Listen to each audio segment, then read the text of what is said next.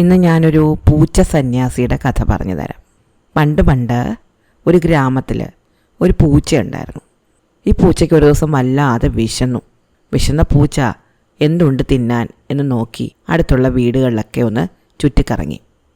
അപ്പോൾ ഒരു കൃഷിക്കാരൻ്റെ വീട്ടിൽ ഒരു ഉറിയിൽ ഒരു കലത്തിൽ കുറേ തൈര് തൂക്കിയിട്ടിരിക്കുന്നത് കണ്ടു. പൂച്ച ഒറ്റ ചാട്ടത്തിന് ഉറിയുടെ മേലെ കയറി.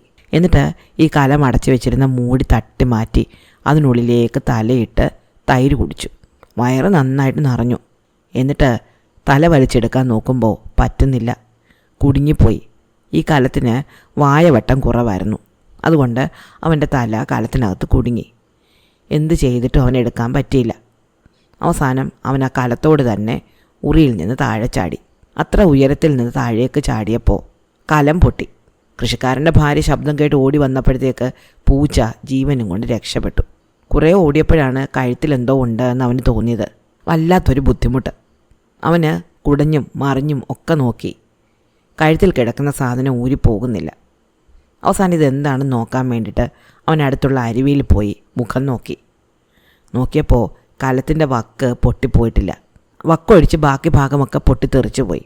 പക്ഷെ വക്ക് ഒരു മാല പോലെ അവൻ്റെ കഴുത്തിൽ ചുറ്റിക്കിടപ്പുണ്ട്. കുറേ നേരം നോക്കി നിന്നപ്പോൾ പൂച്ചയ്ക്ക് തോന്നി നല്ല ചേർച്ചയുണ്ട്. ഇത് കലത്തിൻ്റെ വക്കാണെന്നൊന്നും പറയുകയില്ല, മണ്ണുകൊണ്ടുള്ള ഒരു മാല പോലെയുണ്ട്. പൂച്ച ഗമയിൽ അങ്ങോട്ടും ഇങ്ങോട്ടും നടന്നു. തൻ്റെ നടപ്പും നിൽപ്പും ഒക്കെ പൂച്ചയ്ക്ക് അങ്ങ് ഇഷ്ടപ്പെട്ടു. പൂച്ച വിചാരിച്ചു, ഇത് കലം പൊട്ടിയ കഷ്ണമാണെന്ന് ആരോടും പറയണ്ട. എൻ്റെ അപ്പൂപ്പൻ എനിക്ക് കേദാർനാഥിൽ നിന്നും കൊടുത്തുവിട്ട മാലയാണെന്ന് പറയാം. ആരാ വിശ്വസിക്കാനാ? അങ്ങനെ തൻ്റെ പുത്തൻ മാലയും കഴുത്തിലിട്ട് പൂച്ച നേരെ കാടിലേക്ക് നടന്നു. കാടിൻ്റെ അതിർത്തിയിലെത്തി അവനങ്ങനെ നടക്കുമ്പോൾ ഒരു മയിൽ അവനെ കണ്ടു. ഈ പൂച്ച വലിയ ശല്യക്കാരനാണ്. മയിലിനെ എപ്പോൾ കണ്ടാലും അവനെ ഉപദ്രവിക്കാറുണ്ട്. അതുകൊണ്ട് മയിലൊന്ന് ഒതുങ്ങി നിന്നു. പക്ഷെ പൂച്ച അവനെ ശ്രദ്ധിച്ചതുപോലുമില്ല. മയിലിനെയും കടന്ന് പൂച്ച നേരെ നടന്നങ്ങ് പോവാം. അപ്പോൾ മയിൽ വിചാരിച്ചു, പിന്നെ എന്ത് പറ്റി? സാധാരണ എന്നെ കണ്ട ശല്യപ്പെടുത്താറുള്ള ആണല്ലോ. അവൻ വിളിച്ചു ചോദിച്ചു, പൂച്ചച്ചാരെ എന്ത് പറ്റി? അപ്പോൾ പൂച്ച തിരിഞ്ഞു നോക്കി. എന്നിട്ട് പറഞ്ഞു, അല്ലയോ മയിലേ, ഇന്നു മുതൽ ഞാൻ സാധാരണ പൂച്ചച്ചാരല്ല, ഞാൻ ഇന്നു മുതൽ പൂച്ച സന്യാസിയാണ്. നിൻ്റെ കഴുത്തിൽ നോക്ക്, എൻ്റെ അപ്പൂപ്പൻ കേദാർനാഥിൽ നിന്നും കൊടുത്തുവിട്ട മാല കണ്ടോ? ഈ മാല ഇട്ടതോടെ ഞാൻ സാധാരണ മൃഗങ്ങളെപ്പോലെ ജീവിക്കേണ്ടെന്ന് തീരുമാനിച്ചിരിക്കുക. ഞാൻ ഇതുവരെ ചെയ്ത പാപങ്ങളൊക്കെ ഒഴുക്കി കളയാൻ വേണ്ടിയിട്ട് ഗംഗയിൽ കുളിക്കാൻ പോവാം. ഇത് കേട്ടപ്പോൾ മയിലിന് ഭയങ്കര അത്ഭുതമായി. അയ്യോ, ഗംഗയിലൊക്കെ കുളിക്കാൻ പോകുന്ന ഒരു പൂച്ച. മയിൽ ചോദിച്ചു, അയ്യോ പൂച്ച, ഞാൻ ഇന്നേ വരെ ഗംഗയിൽ കുളിച്ചിട്ടില്ല, കേട്ടിട്ടേ ഉള്ളൂ. ഗംഗയിൽ മുങ്ങിയാൽ വലിയ പുണ്യമാണെന്നാണ് കേൾക്കുന്നത്, ഞാനും കൂടെ നിൻ്റെ കൂടെ വന്നോട്ടെ. അപ്പോൾ പൂച്ച പറഞ്ഞു, സാധാരണ ഇങ്ങനെ മാല ഇട്ടവർക്കൊക്കെയാണ് ഗംഗയിൽ പോകാനുള്ള അവസരം കിട്ടുക, അങ്ങനെയുള്ളവർക്കാണ് പുണ്യം കിട്ടുക. പിന്നെ എൻ്റെ കൂടെ ആയതുകൊണ്ട് നീയും കൂടെ പോരെ, നമുക്ക് പ്രാർത്ഥിച്ചും നാമം ചൊല്ലിയും ഒക്കെ അങ്ങോട്ട് പോവാം. അങ്ങനെ പൂച്ച മുന്നേ, മയിൽ പിന്നാലെ കാട്ടിലൂടെ നടക്കാൻ തുടങ്ങി. അപ്പോൾ ഒരു പ്രാവിനെ കണ്ടു. ഈ പൂച്ച പ്രാവിനും വലിയ ശല്യമായിരുന്നു. എപ്പോൾ കണ്ടാലും പിടിക്കാൻ ചെല്ലും. പക്ഷേ ഇത്തവണ പൂച്ച ഒന്നും മിണ്ടാതെ പോകുന്നു. മാത്രമല്ല, പൂച്ച എപ്പോഴും ശല്യപ്പെടുത്താറുള്ള മയിൽ പൂച്ചയുടെ പിന്നാലെ പഞ്ചമുച്ച അടക്കി പോന്നു. ഇത് കണ്ടപ്പം പ്രാവിന് വലിയ അത്ഭുതം തോന്നി. പ്രാവ് വിളിച്ചു ചോദിച്ചു, പൂച്ചച്ചാരെ എന്ത് പറ്റി? അപ്പോൾ പൂച്ച പറഞ്ഞു, അല്ലയോ പ്രാവേ, ഞാൻ ഇനി മുതൽ സാധാരണ പൂച്ചച്ചാരല്ല, ഞാൻ പൂച്ച സന്യാസിയാണ്. നോക്ക്, എൻ്റെ കഴുത്തിലെ മാല എൻ്റെ അപ്പൂപ്പൻ കേദാർനാഥിൽ നിന്ന് കൊടുത്തു വിട്ടതാണ്. അതുകൊണ്ട് ഞാൻ ഗംഗയിൽ മുങ്ങിക്കുളിക്കാൻ പോവാ, എൻ്റെ പാപങ്ങൾ തീരാൻ. ഞാനിനി പഴയ ആളല്ല, ഞാൻ ഇന്ന് മുതൽ പൂച്ച സന്യാസിയാണ്. പ്രാവ് പറഞ്ഞു, അയ്യോ, ഗംഗയിൽ മുങ്ങിക്കുളിക്കുന്നു, പുണ്യം നേടുന്നു എന്നൊക്കെ ഞാൻ കേട്ടിട്ടേ ഉള്ളൂ, ഇതുവരെ ചെയ്തിട്ടില്ല. ഞാനും കൂടെ വന്നോട്ടെ, പ്രാർത്ഥിച്ചും നാമം ചൊല്ലിയും ഒക്കെ ഞാൻ നിൻ്റെ കൂടെ നിന്നോളാം. പൂച്ച പറഞ്ഞു, അതിനെന്താ നീ എൻ്റെ കൂടെ പോന്നോ? അങ്ങനെ പൂച്ചയുടെ പിന്നാലെ മയിലും മയിലിൻ്റെ പിന്നാലെ പ്രാവും കാട്ടിനുള്ളിലൂടെ നടന്നു തുടങ്ങി. അപ്പോൾ ഒരു എലി കണ്ടു.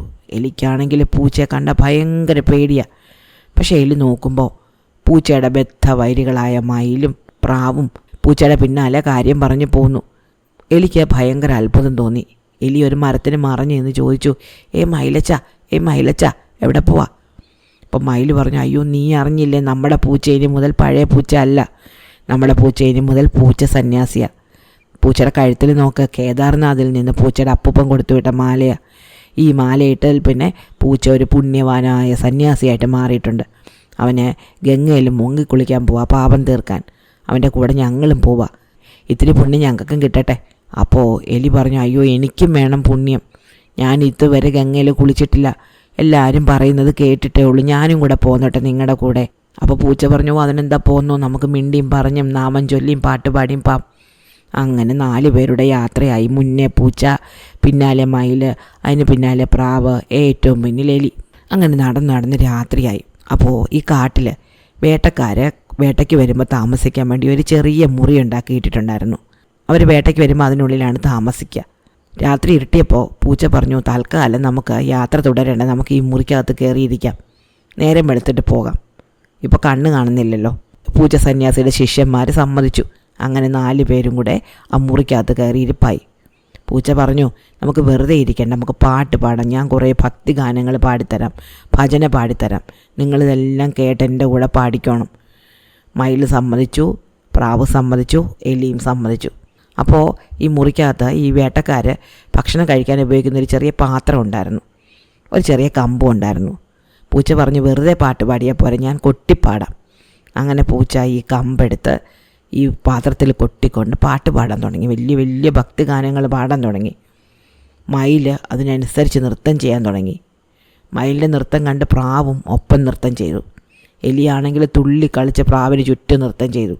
എന്നിട്ട് അവർ പൂച്ച സന്യാസി പാടുന്ന പാട്ടുകളെല്ലാം ഉറക്കെ പാടിക്കൊണ്ടിരുന്നു. പൂച്ചയ്ക്കാണെങ്കിൽ വായിൽ വെള്ളം ഊറുന്നുണ്ട്. ഈ മണ്ടന്മാരിൽ ആരെ ആദ്യം പിടിച്ച് തിന്നും നോക്കിയാൽ മതിയല്ലോ. അങ്ങനെ പൂച്ച നൃത്തം ചെയ്ത് പാട്ട് പാടി പാത്രത്തിൽ കൊട്ടി കറങ്ങി വാതിലിനടുത്തെത്തിയിട്ട് വാതിലങ്ങ് അടച്ചു. ആദ്യ അപകടം മണത്തത് എലിക്കാണ്. പൂച്ച സന്യാസി പാട്ട് പാടുന്നേ ഉള്ളൂ, അവൻ വാതിലടച്ചു. വാതിലിനടുത്തൊന്നും മാറുന്നുമില്ല. ഇതിൽ നിന്ന് രക്ഷപ്പെടാൻ പറ്റില്ല. എലി എന്ത് ചെയ്തു? പെട്ടെന്ന് മണ്ണ് കുഴിക്കാൻ തുടങ്ങി. പൂച്ച അടുത്തെത്തുന്നതിന് മുമ്പ് എന്തെങ്കിലും ചെയ്യണം. പൂച്ച സന്യാസിയുടെ പാട്ട് പതുക്കെ കുറഞ്ഞു വന്നു. പക്ഷേ പൂച്ച പാടുന്നില്ലെന്നൊന്നും നമ്മുടെ മയിലും പ്രാവും അറിഞ്ഞതേയില്ല. അവർ പാടിക്കൊണ്ടേയിരുന്നു. കുറേ നേരം കഴിഞ്ഞപ്പോൾ മയിൽ പതുക്കെ ഒന്ന് കണ്ണ് തുറന്ന് നോക്കി. അപ്പോൾ ഉണ്ട് പൂച്ച സന്യാസി പാട്ട് പാടാതെ കണ്ണും തുറിച്ച് തന്നെ നോക്കി നിൽക്കുന്നു. മയിലിനൊരിത്തിരി പേടി തോന്നി. മയിൽ പാട്ട് നിർത്തിയപ്പോൾ പ്രാവും പാട്ട് നിർത്തി. പൂച്ച തൻ്റെ പല്ലുകൾ ഇറുമ്മിക്കൊണ്ട് മയിലിനോട് ചോദിച്ചു, എടാ മയിലേ, നീ എന്തിനാ എപ്പോഴും പീലി വിരിച്ച് കാട്ടിലിങ്ങനെ നൃത്തം ചെയ്യുന്നത്? ആരെ കാണിക്കാനാ? മയിൽ പേടിച്ച് വിറച്ചു പോയി. അവൻ ആ മുറിയിൽ കൂടി അങ്ങോട്ടും ഇങ്ങോട്ടും ഓടാൻ തുടങ്ങി. പൂച്ചയാണെങ്കിൽ പിന്നാലെ. ഇടയ്ക്കിടയ്ക്ക് മയിലിൻ്റെ ഓരോ പീലുകൾ പൂച്ച പിഴുതെടുക്കുന്നുണ്ട്. അതിനിടയ്ക്ക് പൂച്ച പ്രാവിനെയും പിടികൂടി. പ്രാവിനോട് ചോദിച്ചു, എടാ പ്രാവേ, നീ എന്തിനാ നിൻ്റെ കാലുകൾ ഇങ്ങനെ ചോപ്പിച്ചുകൊണ്ട് നടക്കുന്നത്? വല്ല കാര്യമുണ്ടോ? അപ്പോൾ പ്രാവ് പറഞ്ഞു, അയ്യോ അങ്ങുന്നേ, ഞാനായിട്ട് ചോപ്പിക്കുന്ന ഒന്നുമല്ല, ദൈവം ഞങ്ങളുടെ കാലുകൾ ഇങ്ങനെ ഉണ്ടാക്കി തന്നത്, ഞാൻ എന്ത് ചെയ്യാനാ? മുറിയിലൂടെ തലങ്ങും മലങ്ങും പ്രാവ് പറന്നു. പക്ഷേ ഒരു രക്ഷയുമില്ല, പൂച്ച പിന്നാലെ ഉണ്ട്. അടുത്തത് പൂച്ച എലിയുടെ നേരെ തിരിഞ്ഞു. നീ എന്തിനാടാ എലി എപ്പോഴും ഈ മീശ വിറപ്പിക്കുന്നത്? ആരെ പേടിപ്പിക്കാനാ? അപ്പോൾ എലി പറഞ്ഞു, വേറെ ആരെ പേടിപ്പിക്കാനാ? നിന്നെ പേടിപ്പിക്കാനാ. ഇത് കേട്ടതോടെ പൂച്ചയ്ക്ക് കലി കയറി. പൂച്ച എലിയുടെ നേരെ പാഞ്ഞടുത്തു.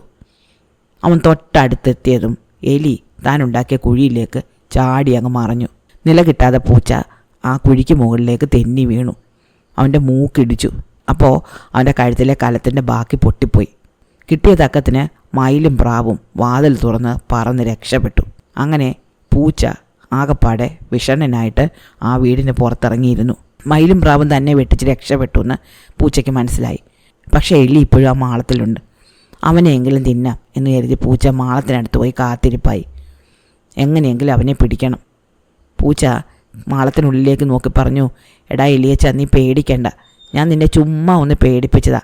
ഞാൻ നിന്നെ ഒന്നും ചെയ്യാൻ പോകുന്നില്ലെങ്കിൽ ഇറങ്ങി വാ, ഞാൻ നിന്നെ ഗംഗയെ കൊണ്ടുപോയി മുക്കാം, അപ്പോൾ നിനക്ക് സ്വർണം കിട്ടും. എലി പറഞ്ഞു, എനിക്ക് സ്വർണവും വേണ്ട, വെള്ളിയും വേണ്ട, ചെമ്പും വേണ്ട, എൻ്റെ ജീവൻ കിട്ടിയാൽ മതി. പൂച്ച പിന്നെയും കുഴിക്കടുത്തിരുന്ന് എലിയോട് ഓരോന്ന് പറഞ്ഞു തുടങ്ങി. അപ്പോൾ വാതിലൊരു ശബ്ദം. പൂച്ച തിരിഞ്ഞു നോക്കുമ്പോൾ ഒരു പട്ടി നിൽക്കുന്നു. പൂച്ച ഒന്ന് പേടിച്ചു. പക്ഷേ അവൻ പ്രത്യേകിച്ചൊന്നും പറഞ്ഞില്ല. അവൻ മിണ്ടാതെ നിന്നു. അപ്പോൾ പട്ടി ചോദിച്ചു, എന്താ പൂച്ച നീ ഇവിടെ? പൂച്ച പറഞ്ഞു, ഞാൻ ഗംഗയ്ക്ക് പോകുന്ന വഴിയാ. ചെണ്ടയും കൊട്ടി ഞാൻ കാശിക്ക് പോയി ഗംഗയെ കുളിക്കും. നീ വരുന്നുണ്ടോ? പട്ടി പറഞ്ഞു, ഞാൻ വരുന്നില്ല. ഇങ്ങനെ ഗംഗയിൽ പോയി കുളിക്കാനും കാശി പോകാനും നീ ആരാ? പൂച്ച സന്യാസിയോ? നീ സന്യാസിയൊന്നും അല്ല, നീ വെറും ഒരു പൂച്ചയാ. എനിക്ക് നിന്നെ കാണുമ്പം നല്ല കടി തരാൻ തോന്നുന്നുണ്ട്. പട്ടി പൂച്ചയുടെ മേലേക്ക് ചാടി വീണു. പട്ടി പൂച്ച ഓടിച്ചിട്ട് കടിച്ചു. രണ്ടുപേരുടെ നല്ലൊരു യുദ്ധം നടന്നു. യുദ്ധത്തിന് അവസാനം പൂച്ച ചത്തുപോയി. പൂച്ച ചത്തു, പട്ടി അങ്ങ് പോയി എന്നുറപ്പായി കഴിഞ്ഞതോടെ എലി പതുക്കെ മാളത്തിൽ നിന്ന് പുറത്തു വന്നു. പൂച്ചയുടെ കഴുത്തിൽ നിന്ന് പൊട്ടി വീണ മാല അവിടെ കിടപ്പുണ്ടായിരുന്നു. ആ മാല എടുത്തുകൊണ്ട് എലി കുടിലിന് പുറത്ത് വന്നു. അവിടെ ഇരുന്നുകൊണ്ട് മയിലിനെയും പ്രാവിനെയും വിളിച്ചു. എന്നിട്ട് പറഞ്ഞു, കൂട്ടുകാരെ, താഴെ പോരെ. നമ്മുടെ പട്ടി വന്നിട്ട് നമ്മുടെ പൂച്ച സന്യാസിയെ നേരെ സ്വർഗത്തിലേക്ക് വിട്ടു. ഗംഗയിലും കുളിക്കേണ്ടി വന്നില്ല, കാശിയിലും പോകേണ്ടി വന്നില്ല. അതിനു മുമ്പേ മോക്ഷം കിട്ടി. സന്തോഷത്തോടെ മയിലും പ്രാവും ആകാശത്തേക്ക് പറന്നുപോയി. എലി മൂളിപ്പാട്ടും പാടി കാട്ടിലേക്കും പോയി. പിന്നീട് അവരൊരിക്കലും ഒരു തീർത്ഥാടനത്തിന് പോകണമെന്ന് വിചാരിച്ചിട്ടില്ല. ഇഷ്ടമായോ പൂച്ച സന്യാസിയുടെ കഥ? അടുത്ത കഥ അടുത്ത ദിവസം.